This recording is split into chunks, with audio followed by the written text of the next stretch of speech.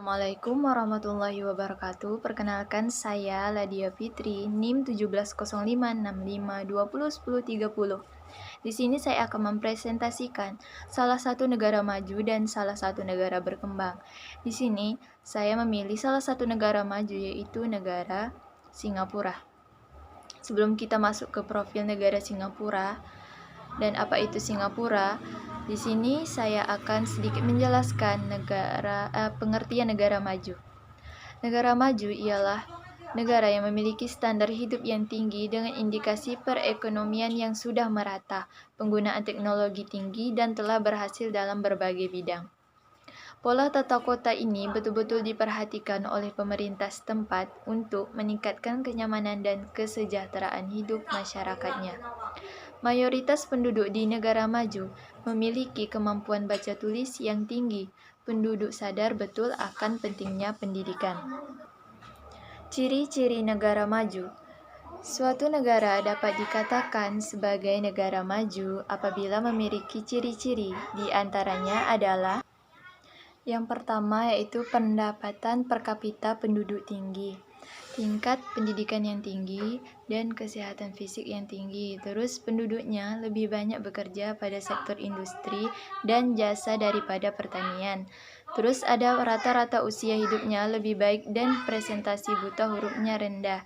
Terus ada ekspor tidak bergantung pada produk primer. Dan yang terakhir jumlah penduduk relatif rendah karena tingkat kelahiran terkontrol. Selanjutnya kita akan masuk ke negara Singapura. Negara Singapura adalah sebuah negara maju yang terletak di Asia Tenggara. Negara pulau yang memiliki luas wilayah 697 km ini memegang peranan penting dalam perdagangan dan keuangan internasional. Negara yang sebelumnya merupakan koloni Inggris ini pernah bergabung ke Federasi Malaysia pada tahun 1963 setelah memperoleh kemerdekaan dari Inggris. Namun 2 tahun kemudian yaitu tahun 1965, Singapura berpisah dengan Federasi Malaysia dan resmi menjadi negara yang berdaulat. Tanggal 9 Agustus 1965 yaitu tanggal berpisahnya Singapura dengan Federasi Malaysia ini diperingati sebagai Hari Kemerdekaan Singapura. Sistem pemerintahan yang dianut oleh Singapura adalah sistem pemerintahan republik parlementer yang kepala negaranya adalah seorang presiden. Presiden Singapura dipilih langsung oleh rakyatnya setiap 6 tahun. Sedangkan kepala pemerintahannya adalah Perdana Menteri yang dipilih oleh setiap 5 tahun melalui pemilihan umum parlemen. Singapura merupakan salah satu simbol keberhasilan pembangunan negara multikultural yang mendasarkan diri pada kebanggaan pada identitas nasional, kemampuan berpikir logis dan rasional, serta penguasaan ilmu pengetahuan dan teknologi. Selanjutnya, mengapa Singapura satu-satunya negara maju dan makmur di Asia Tenggara? Negara Singapura adalah merupakan negara kecil yang berada di Selat Melaka. Walaupun wilayahnya yang sempit dan kecil, Singapura mampu menjadi satu-satunya negara maju di Asia Tenggara. Mengapa demikian? Karena negara Singapura telah dapat mengembangkan kegiatan ekonomi sektor industri dan jasa atau perdagangan. Jenis industri yang ada di Singapura antara lain industri pengalengan ikan, minuman kemasan, daging, buah, dan pengolahan kayu. Saat ini, negara Singapura telah menjadi pusat perdagangan di kawasan Asia Tenggara yang dilengkapi dengan berbagai sarana dan prasarana yang lebih modern. Wilayah yang strategis, keadaan politik, dan keamanan yang stabil membuat negara Singapura sebagai tujuan investasi bagi negara-negara barat. Negara Singapura juga memiliki pendapatan per kapita yang tinggi daripada negara lainnya. Selain itu, negara Singapura memiliki sumber daya manusia yang unggul dan terampil. Oleh sebab itu, negara Singapura mampu menjadi negara maju di Asia Tenggara. Dapat disimpulkan bahwa faktor pendorong negara Singapura menjadi negara maju, yaitu yang pertama itu bidang industri dan jasa telah berkembang. Yang kedua, pusat perdagangan di kawasan Asia Tenggara dengan dilengkapi sarana dan prasarana yang modern. Yang ketiga, wilayah yang strategis, keadaan politik dan keamanan yang stabil. Yang keempat, pendapatan per kapita yang tinggi, dan yang terakhir, sumber daya manusia yang unggul dan terampil. Sekilas itu tadi mengenai negara Singapura. Selanjutnya saya akan menjelaskan salah satu negara berkembang. Di sini saya memilih salah satu negara berkembang, yaitu negara Kolombia. Sebelum kita masuk ke negara Kolombia, saya ingin sedikit menjelaskan apa itu negara berkembang dan ciri-ciri negara berkembang.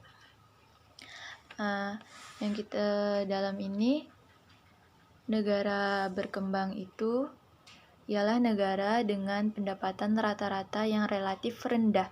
Indeks perkembangan manusia tercatat di bawah standar normal global dan infrastruktur yang relatif berkembang. Pembangunan di negara berkembang masih belum maksimal. Pendapatan penduduk di sektor swasta dan juga pemerintahan tergolong rendah. Tidak hanya itu, daya saing negara berkembang di pasar internasional juga rendah. Sektor swasta maupun pemerintahan memiliki tabungan yang minim dan tingginya utang kepada pihak luar negeri. Finansial pemerintah maupun swasta bergantung pada pinjaman asing, investasi swasta dari luar, dan juga bantuan dari negara lain. Selanjutnya itu ciri-ciri negara berkembang.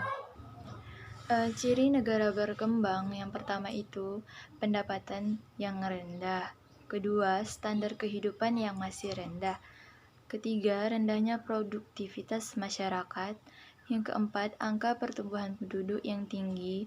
Yang kelima, angka ketergantungan pada pihak asing dan pengangguran tinggi. Yang keenam, mayoritas penduduk bergantung pada sektor produk primer dan pertanian. Selanjutnya, lemah dalam aspek hubungan internasional. Selanjutnya kita masuk ke negara Kolombia. Republik Kolombia ialah sebuah negara di barat Laut Amerika Selatan yang hutannya lebat. Sekitar 72% merupakan kawasan hutan. Kolombia berbatasan dengan Laut Karibia di sebelah utara dan barat laut. Kolombia merupakan negara penghasil kopi terbesar kedua di dunia setelah Brazil. Negara yang dilintasi garis khatulistiwa ini juga penghasil zamrud. Hampir 95% konsumsi zamrud dunia berasal dari negara ini. Kolombia adalah negara terbesar ke-26 di dunia dan negara keempat terbesar di Amerika Selatan. Di Amerika Latin, negara ini juga negara ketiga untuk jumlah populasi setelah Brasil dan Meksiko. Kolombia juga merupakan kekuatan menengah dengan populasi kedua terbesar yang berbahasa Spanyol di dunia setelah Meksiko. Dikenal karena kebudayaannya dan juga merupakan pusat industri manufaktur terbesar di Amerika Selatan. Kolombia juga merupakan negara dengan keragaman etnik yang bervariasi di lintas selatan, di mana ini merupakan hasil dari migrasi berskala besar pada abad ke-20. Perekonomian pada negara Kolombia. Yang pertama itu perspektif modernisasi. Perekonomian Kolombia bersifat mutlak dilatar belakangi oleh munculnya kekuatan Amerika pasca Perang Dunia Kedua. Bahkan sampai sekarang, ideologi kapitalis liberalis terlihat di sistem perekonomian Kolombia. Dibuktikan dengan kesimpulan artikel di atas, jadi kehidupan bangsa Amerika Latin kebanyakan mengadopsi dari negara bekas yang menjajah mereka. Semua aset yang dimiliki secara pribadi dibebaskan oleh negara karena dasar dari sistem kapitalis liberalis itu sendiri. Terus perspektif dependensi atau ketergantungan.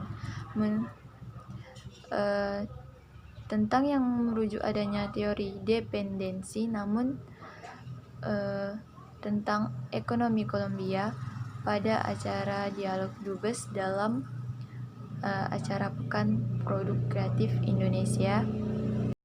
Jelas perekonomian Kolombia terpengaruh teori sistem dunia karena Kolombia menganut sistem politik kapitalis liberalis yang diwariskan oleh negara yang menjajah Kolombia. Selanjutnya itu pemerintahan Kolombia. Pemerintahan Kolombia mengambil bentuk kepresidenan demokrasi perwakilan republik yang ditetapkan oleh Konstitusi Kolombia tahun 1991. Pemerintah Kolombia terbagi 3 kekuasaan, yaitu eksekutif, legislatif, dan yudikatif dengan lembaga kontrol dan lembaga pemilihan khusus. Presiden Kolombia adalah puncak eksekutif tertinggi di Kolombia dan juga sebagai kepala negara dan kepala pemerintahan dengan kekuasaan administratif diikuti oleh wakil presiden dan kementerian Kolombia. Pada level provinsi, pemerintahan dipegang oleh gubernur departemen, bupati untuk level kabupaten, dan pejabat lokal untuk area yang lebih kecil seperti corregidor untuk corregimientos atau area pedesaan.